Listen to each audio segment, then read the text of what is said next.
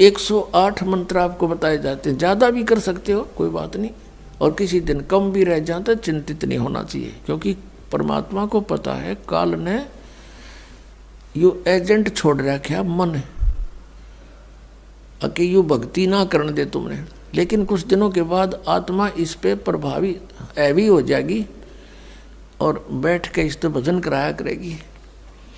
फिर श्वास का मंत्र आ जाता है, ये मन भागता है, फिर थोड़ी देर पाछा फिर चेतन हो जाए, फिर करे, तो ऐसे करता रहे, ऐसे अभ्यास बनेगा इसका, ऐसे ही चलता है।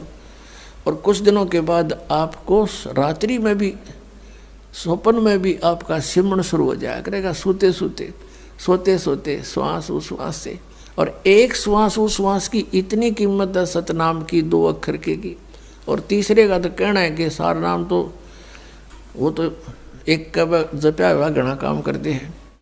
तो इतने धनी बन जाओगे आप इस भक्ति से। ये भक्ति और फिर आशा, आशा यहाँ के नहीं रखे, जरा अंत में आपकी इच्छा, किसी बेटे या बेटी में, कार या कोठी में, पोते या पोती में, किसी प्रकार देवता या देवती में, किसी भी सतीथि में। मान लीजिए आप वृद्ध होगे और उधर से आपकी बेटी विधवा होगी, तो आपके साथ कालनयु और एक जाल कर, बेटी वही विधवा होगी जो नाम तो दूर होगी। अगर बेटी भी नाम ले रही होगी तो नहीं हो सकती उकचुक, गारंटीड बात है। और ऐसा हो जाता है तो फिर आपके मन में काल पैदा करेगा प्रेरणा, बता के होगा बेटी का, क्या होगा बेटी का। वह बेटी महात्मा रह जाएगी, फिर वहीं की सब पशु बनकर वहीं फिर हल खींच रहा होगा। एक किसान था, परमात्मा की आत्मा था, कहते हैं जो जन मेरी शरण है। पुणात्मा आप समझोगे, क्योंकि बालक नहीं बुद्धिमान समाज है आज मानो।